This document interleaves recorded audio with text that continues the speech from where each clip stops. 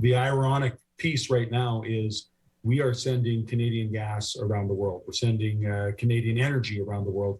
The problem is we are 100% reliant on our U.S. partners to be our broker.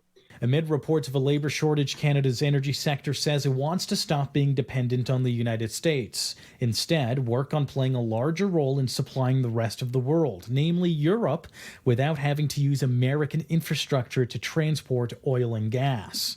We see high prices for both oil and gas. There's a global shortage brought on by several years of underinvestment, and that's being exacerbated by the war in Europe.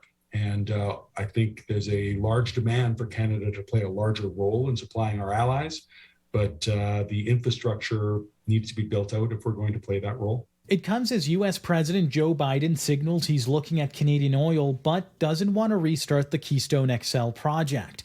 CAP President Tim McMillan says the Canadian industry will still look to work with the states. They just don't want to be as reliant on them when it comes to exporting energy to other nations. And while the lack of labor has been a concern for the energy sector, it still isn't the largest roadblock for them, at least right now. It will be government will and infrastructure.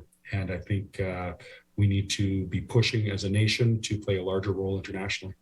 He says provinces, Alberta especially, have been the most supportive of the industry and infrastructure projects, but adds, it really would take, I think, our federal government identifying those as national priorities and making it a national effort to get them built in a timely fashion to alleviate the energy scarcity in Europe. In Edmonton, Saif Kaisar, City News.